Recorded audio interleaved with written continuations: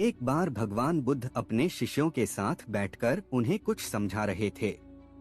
इतने में ही वहां अजातशत्रु आ पहुंचते हैं और बुद्ध से कहते हैं कि हे बुद्ध, जब से मैं तुम्हारा अनुयायी बना हूं तब से सभी लोग मेरे सीधेपन का बहुत फायदा उठाते हैं। आपका अनुयायी बनने से पहले लोग मुझसे बहुत डरते थे, क्योंकि तब मैं बहुत क्रूर था और किसी को भी मृत्युदंड देने में क्षण भर का भी समय नहीं लगाता था। आपका अनुयायी बनने के बाद अब मेरा मन इन कामों को करने को तैयार नहीं होता है और मैं सभी लोगों को प्रेम देना चाहता हूँ। परंतु कुछ लोग इस बात का गलत फायदा उठा रहे हैं और इससे मेरी प्रजा को बहुत खतरा है। मेरे शासन में बहुत दिक्कतें आ रही हैं, अब बताएं मैं क्या करूं? तब बुद्ध उसे एक कहानी सुनाते हैं। एक बार एक भिक्षु एक गांव से गुजर रहा था। उस गांव में एक बहुत बड़ा पीपल का वृक्ष था। चलते चलते भिक्षु बहुत थक गया था। उसने सोचा कि उस वृक्ष के नीचे थोड़ा आराम कर लिया जाए। वह वहां पहुंचा ही था कि कुछ लोग उसे रोक देते हैं और भिक्षु से कहते हैं कि वहां एक बहुत जहरीला सांप रहता है। उसने बहुत से लोगों को डस लिया है। वह इतना खतरनाक है कि जो भी उसके सामने आता है वह उसे जिंदा नहीं छोड़ता। भिक्षु मुस्कुराता है और कहता है, एक दिन तो सभी को मरना है, अगर मुझे आज ही मरना होगा तो इसमें कौन सी बड़ी बात है। आप मेरी जरा भी चिंता ना करें और मुझे आज्ञा दें। भिक्षु वहां से चल देता है और पेड़ के नीचे अपना आसन बिछाकर बैठ जाता है।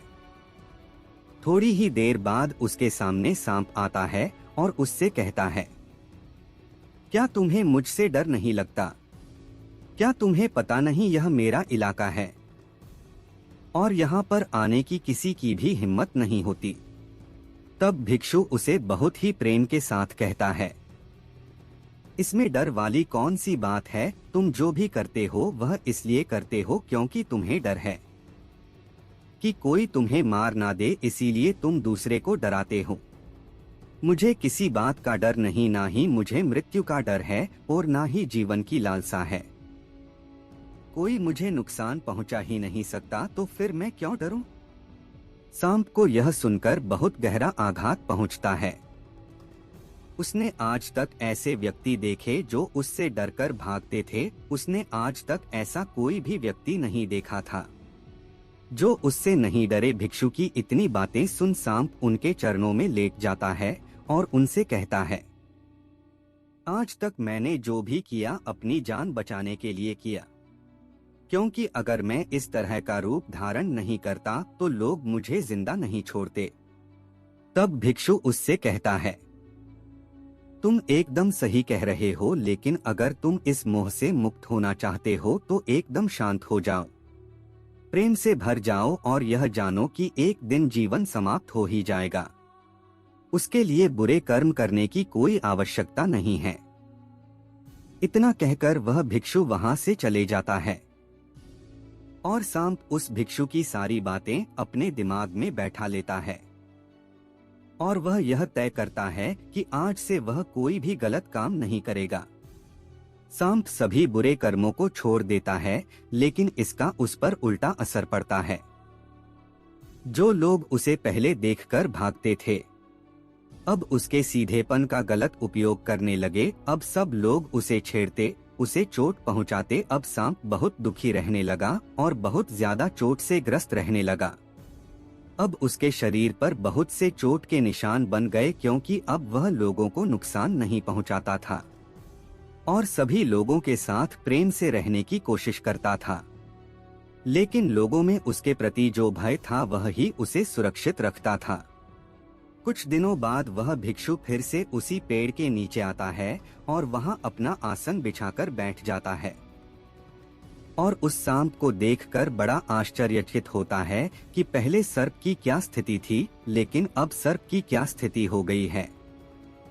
और वह उस सर्प के लिए बहुत चिंतित भी होता है। भिक्षु को देखकर सांप कहता है, हे भिक्षु, जब से आपने मुझसे कहा कि मैं शांत हो जाऊं और प्रेम को अपनाऊं, तब से लोगों ने मुझसे बहुत गलत व्यवहार करना शुरू कर दिया।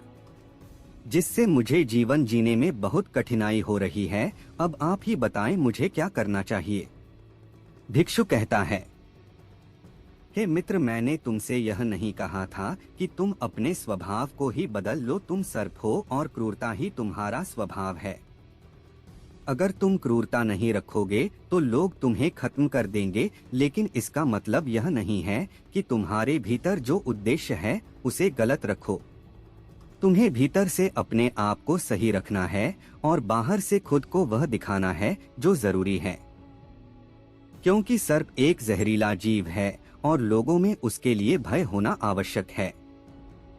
अगर लोगों के अंदर तुम्हारे लिए भय नहीं होगा तो लोग तुम्हें हानि ही पहुंचाएंगे।